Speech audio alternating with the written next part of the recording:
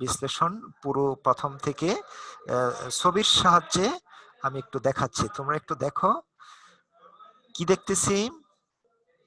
প্রথম থেকে এই ব্যাখ্যাগুলো আমি আগে দিয়েছি মৌখিকভাবে ওই জি স্যার। হ্যাঁ আগের ক্লাসে।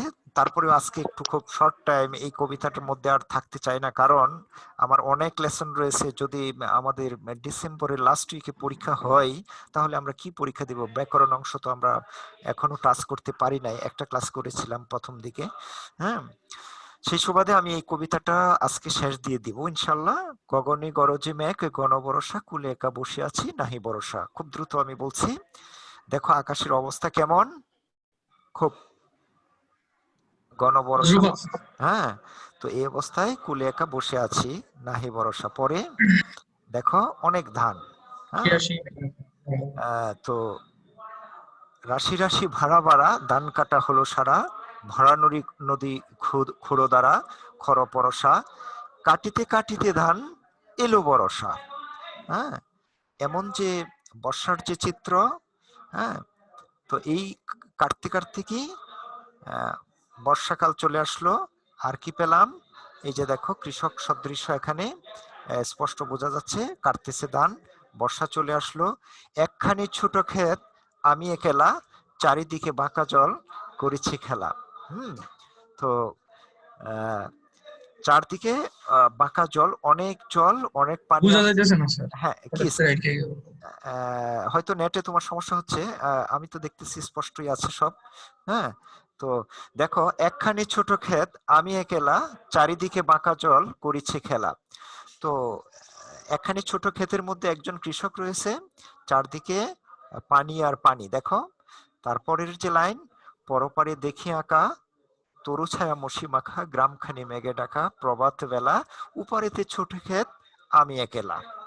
হ্যাঁ, এই যে দেখো অবস্থাটা কি, খুব অন্ধকার অবস্থা, উপারেতে ছোট ক্ষেত আমি একলা। ঠিক আছে, তারপরের যে লাইনগুলো, ওই যে দেখো একটা তরি দেখা যাচ্ছে, গানবে তরিবে কি আসে পারে, দেখে যেন মনে হয় চিনি উহারে।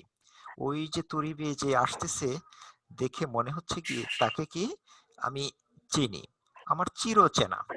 ঠিক আছে, আহ, তারপরের যে লাইনগুলো দেখো, ভরা পালে চলে যায় কোনো দিকে নাহি চাই, ঢেউগুলো নিরুপায় ভাঙে দুদারে, দেখে যেন মনে হয় চিনি হারে। তারপরের যে লাইন, ওগো তুমি কোথা যাও কোন বিদেশে, বারেক বিরাও তরি কুলেতে এসে। এই ব্যাখ্যাগুলো আমি একটু আগে দিয়েছি। তো স্যার তারপরে বারেক শব্দের অর্থ কি? হ্যাঁ, বারেক মানে একটু। হ্যাঁ, হ্যাঁ, একটু তুমি ভিড়াও। ঠিক আছে, ওগো তুমি কোথা যাও কোন বিদেশে, বারেক বিরাও তরি। হ্যাঁ, মানে হঠাৎ একটু তরিটা ভিড়িয়ে নাও কুলেতে এসে। কিন্তু তখন কি বলতেছে, তখন আবার বলতেছে, যেও যেথা যেতে চাও, যারে খুশি তারে দাও। তুমি যেখানে খুশি যেখানে মন চায় সেখানে যাও, যারে খুশি তুমি তারে দান দাও, শুধু তুমি নিয়ে যাও ক্ষণিক এসে আমার সোনার দান কুলিতে এসে। কত চমৎকার কথা!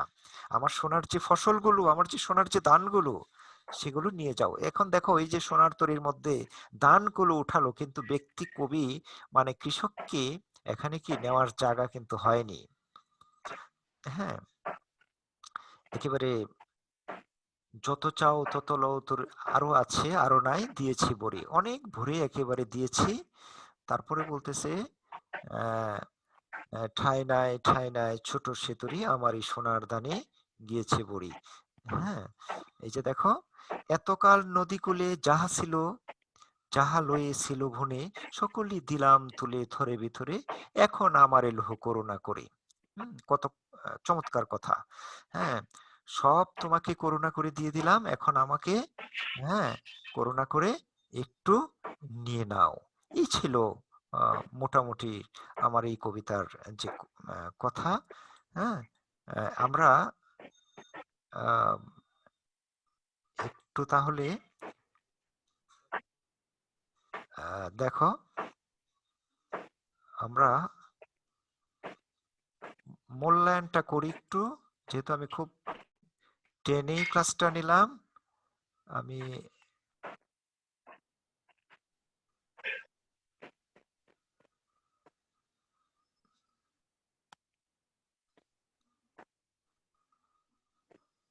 একেবারে শেষের যে মূল্যায়নটা একটু দেখো।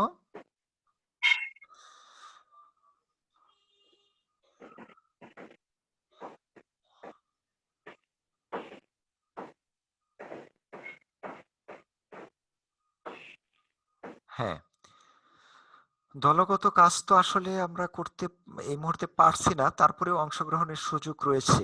একজন অংশগ্রহণ করবে। হুম। আসন্ন দুর্যোগের মুখে দাঁড়িয়ে একলা কৃষক কোন ঘটনার আনন্দে উদ্বেল হয়েছে? কে কাকে কি অনুনয় করেছে? হ্যাঁ, ধরো আহ দুর্যোগকালীন সময়ে একজন কৃষক মনে করো দাঁড়িয়ে রয়েছে, মুখে দাঁড়িয়ে একলা কৃষক কোন ঘটনায় আনন্দে উদ্বেল? কোন ঘটনায় আনন্দে উদ্বেল হয়েছে? সে কাকে কি অনুনয় করেছে? অর্থাৎ ওই চারদিকে বন্যা আর বন্যা, আমরা যদি এই প্রশ্নটি আসে আমরা এইভাবে দিতে পারি, চারদিকে বন্যার্ত মানুষ, তার অনেক ফসল রয়েছে, তার অনেক কি বলবো, তার হাতে অনেক খাবার রয়েছে, কিন্তু সবাইকে দিতে পেরে এই কৃষকের কি আনন্দ মনে হয় কি, মনটা কি ভরে গেছে। এই ছিল আসলে কথা। ঠিক আছে, আমি কিছু এমসিকিউ দেব আসলে, শেষে আমার কিছু কথা রয়েছে, এই কারণে আমি খুব তড়িৎ এই ক্লাসটি টেনে টেনে পড়াচ্ছি আজকে। হ্যাঁ, দেখো, আহ, আমি শব্দের আমি শব্দের প্রতীকী অর্থ কি? আমি শব্দের প্রতীকী অর্থ কি? স্যার কৃষক। কৃষক। শিল্প স্রষ্টা কবি। না হ্যাঁ, স্যার, শিল্পস্রষ্টা কবি। শিল্প স্রষ্টা কবি। হ্যাঁ।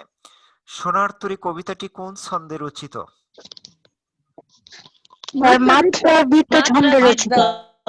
ছন্দে রচিত। হ্যাঁ, তোমরা ঠিকই বলেছো। সোনার তরী কবিতাটি কোন কাব্যগ্রন্থ থেকে নেয়া? সোনাতরী। হ্যাঁ, সোনার তরী। সোনার তরী নাম কাব্যগ্রন্থ, এবং এটির হ্যাঁ, সোনার তরী কাব্যের প্রকাশ সাল আমি কিন্তু লিখে দেই নাই, আগে বলিও নাই। হ্যাঁ, লিখে নাও, নোট করে নাও। 1894। 1894, 94। হ্যাঁ, 1894 সালে এই সোনার তরী কাব্যটি প্রকাশ সাল আর কি। ওগো তুমি কোথা যাও কোন বিদেশে, এখানে তুমি কে? তুমি কাকে বোঝানো হয়েছে? মাঝি মাঝি। হ্যাঁ, মাঝিকে বোঝানো হয়েছে। গুড।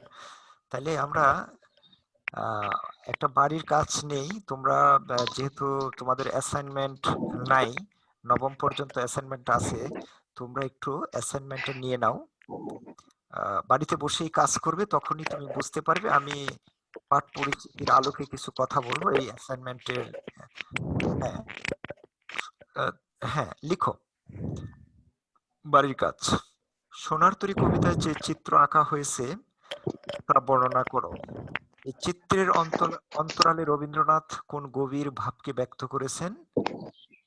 তোমরা মতামত দাও, মানে তোমার নিজস্ব মতামত দাও। মানে মানেটা কি? সোনার তরী কবিতায় যে চিত্র আঁকা হয়েছে তা বর্ণনা করো। এই চিত্রের অন্তরালে রবীন্দ্রনাথ কোন গভীর ভাবকে ব্যক্ত করেছেন? তোমার মতামত দাও। হুম,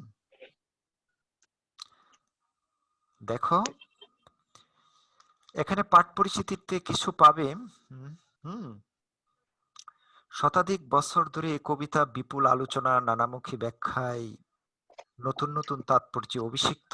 আমি বলছি, একই সঙ্গে কবিতাটির গুরু রহস্য ও শ্রেষ্ঠত্বেরও স্মারক। স্মারক শব্দের অর্থ কি? যা স্মরণ করিয়ে দেয়, আমাদেরকে স্মরণ করিয়ে দিচ্ছে। এই কবিতাটি আজ থেকে যদি 100 বছর পরেও পড়া হয়, আমার মনে হয় টিকে থাকবে। কেন? মহৎ সাহিত্যের একটি বিশেষ গুণ হলো কালে কালে নতুন দৃষ্টিভঙ্গি ও বিবেচনার আলোকে তার শ্রেষ্ঠত্ব নিরূপিত হয়ে থাকে।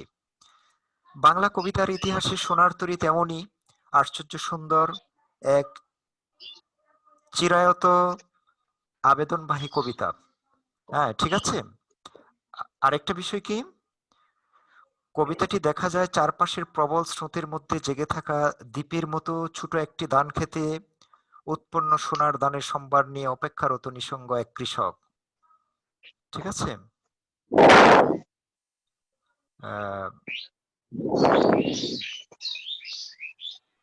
তো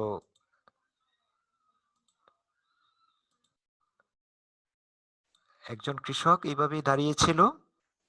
আকাশের ঘন মেঘ আর ভারী বর্ষণে পাশের খরস্রোতা নদী হয়ে উঠেছে হিংস্র। চারদিকে বাঁকা জল কৃষকের মনে সৃষ্টি করেছে ঘনঘোর আশঙ্কা। এরকম এক পরিস্থিতিতে ওই খরস্রোতা নদীতে একটি ভরা পালে সোনার নৌকা নিয়ে বেয়ে আসা এক মাঝিকে দেখা যায়।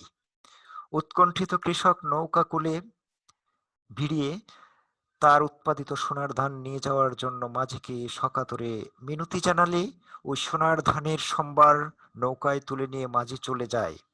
ছোট নৌকা বলে স্থান সংকুলন হয় না কৃষকের। শূন্য নদীর তীরে আশাহত কৃষকের বেদনা গুমরে মরে। মানে শূন্য নদীর তীরে তখন কি কৃষক দাঁড়িয়েছিল। আর এ কবিতায় নিবিড়ভাবে মিশে আছে কবির জীবন দর্শন। এখানেই কিন্তু কথা। অর্থাৎ দেখো, আমি তুমি যদি পৃথিবীতে ভালো কাজ করি, এই ভালো কাজটি কি মানুষ গ্রহণ করবে, আমাকে তোমাকে কিন্তু গ্রহণ করবে না। ঠিক আছে। আজকে যদি তুমি তোমার কর্ম দিয়ে এই পৃথিবীকে তোমার কর্মের মাধ্যমে শ্রেষ্ঠ হও, ওই শ্রেষ্ঠর যে বিষয়টি সেটি হলো তোমার কর্ম, অর্থাৎ এখানে সোনার ফসল। কিন্তু তোমাকে আমাকে কিন্তু তারা নেবে না। এই কবিতায় নিবিড়ভাবে কবির জীবন, মহাকালের স্রোতে জীবন যৌবন ভেসে যায়, কিন্তু বেঁচে থাকে মানুষেরই সৃষ্ট সোনার ফসল। মানুষের সোনার ফসলই কি বেঁচে থাকে। ঠিক আছে। সাদিয়া এতক্ষণে ওয়েটিং এ, দেখো এটা তো আসলে, হ্যাঁ, তো হ্যাঁ, এই ছিল কথা। তার ব্যক্তি সত্ত্ব ও শারীরিক অস্তিত্বকে নিবিড়ভাবে হতে হয় মহাকালের নিষ্ঠুর কালগ্রাসের শিকার। মানে এখানে আমাকে, মানে ব্যক্তিকে, শারীরিক অস্তিত্বকে কেউই কি নিবে না। এখানে একমাত্র কাকে নেবে? একমাত্র নেবে ওই ওই সোনার যে ফসল, অর্থাৎ তোমার যে কর্ম, এই কর্মটাই কি পৃথিবী গ্রহণ করবে, কিন্তু তোমাকে আমাকে কি গ্রহণ করবে না। এই ছিল মোটামুটি আসলে এই কবিতার মূল কথা, একেবারে ব্যাখ্যা বিশ্লেষণ।